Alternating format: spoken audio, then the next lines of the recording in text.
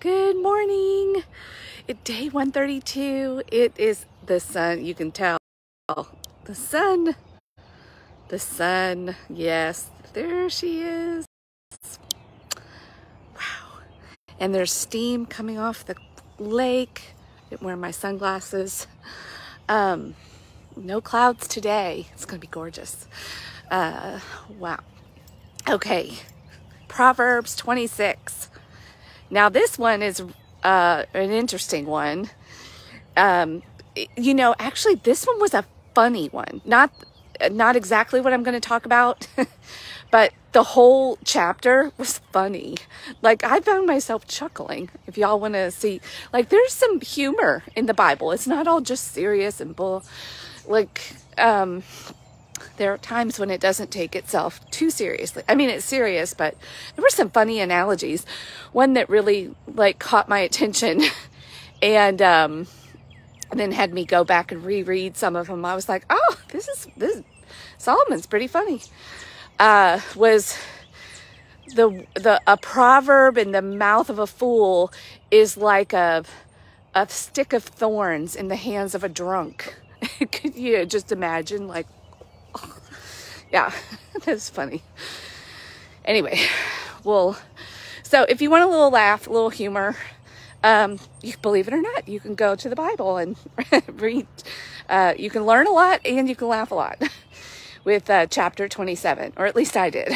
Maybe I'm a little slap happy from lack of sleep too. Could be. So chapter 26, verses 4 and 5.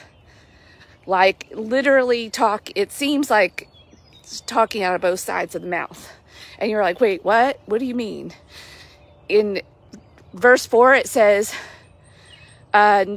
beware never to answer a fool's arguments.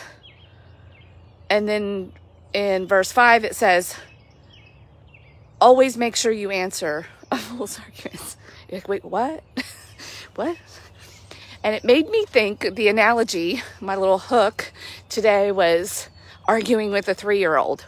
Or in our modern world with social media and online things, these people we call trolls that are intentionally going around and trying to provoke, cause havoc and chaos, and then we think in our wisdom by answering them that will quiet them down.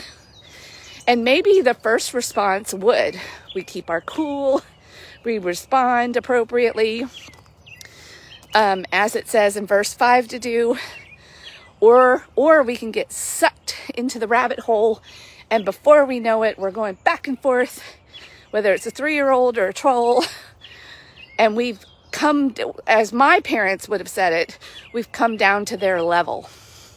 This is why there's kind of a contradiction. You do need to engage with fools and not becoming a fool yourself in the process. And that's what verse 4 is saying. And why it seems contradictory.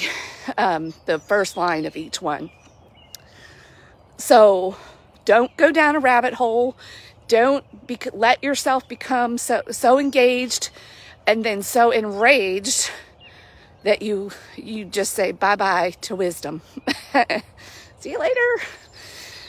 If you are a parent, well, actually all of us are parents, and listen to me here.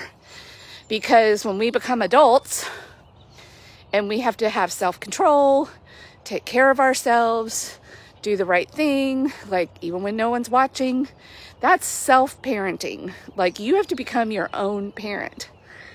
And we've talked yesterday and in days before about how we really are two different people. And even our morning self is different from our evening self.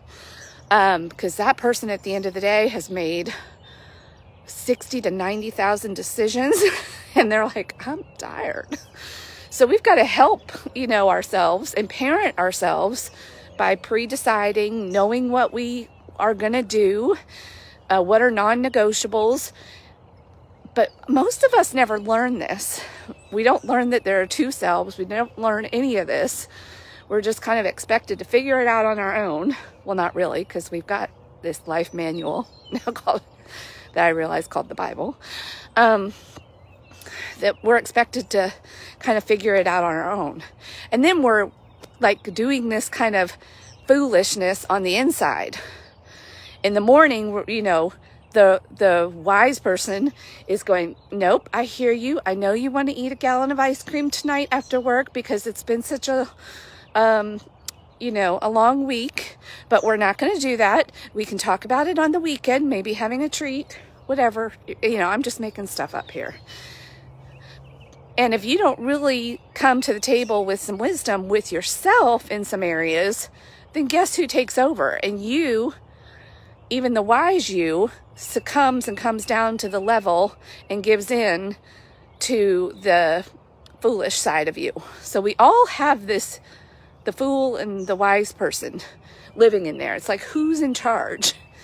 And in modern day's analogy, the reason I used a 3-year-old is because that's how we get people to kind of understand this dynamic, that they've got an inner toddler that is just like, but I want it. And then a lot of us are like, well, okay, anything to shut you up. You know, that is a parenting strategy. I've been there, done that. Or we might engage, you know, if the toddler's on the, for me, I can remember a few instances at Target, with, you know, and it was like, holy mother of what's happening here? And then I would be so tired, I would do exactly what verse 4 is talking about. I might start off wise, like, hey, my child, let's, you know, get back in the cart. Let's put the toy down. We can't get that today. Blah, blah. And I might blah, blah, blah back. I'm coming down to my toddler's level versus staying at the wisdom level. This is the temptation when we get in arguments on the interwebs too. Our intentions, it starts off good and then they trigger us and say something and our ego is fired up and we're like, who do you think you are? Blah, blah, blah. And before you know it, you're the fool too. And part of the reason we really need to be careful with this, not for our own sake, but people are always watching. They're always watching and learning. And especially those of us that are believers, and we're saying, well, I believe this because the Bible says it, and I'm wise, and, you know, this is what wisdom is. And then we go about acting like a fool. Yeah, we're not representing very well. Even though our intentions might be good when it started off, but we just lost that self-control. So that is what chapter 26, and at least these 2 verses, really like hit home for me. And it, you know, my parents even used to say it, like, don't stoop down to their level.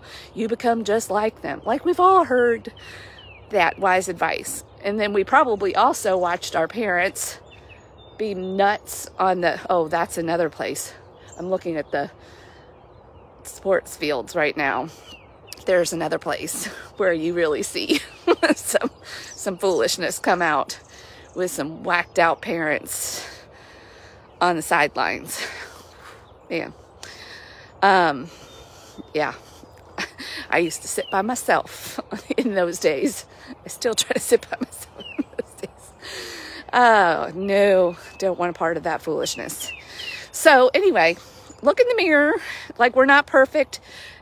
Verse 4 tells us, like, this is a pitfall. It will happen. You've got to be really careful because before you know it, you're going to be a fool yourself. That's just the way it is. Unless you're very careful, very intentional, you know when to shut up, like, say your thing and represent, and then ferme la bouche, as they say in France. All right, that is all for today. I've got to get on to my next appointments and enjoy this gorgeous blue skies day. And let me see if I can show you the sun one more time, peeking through the trees. All right, bye. If you're gonna rise, you might as well shine.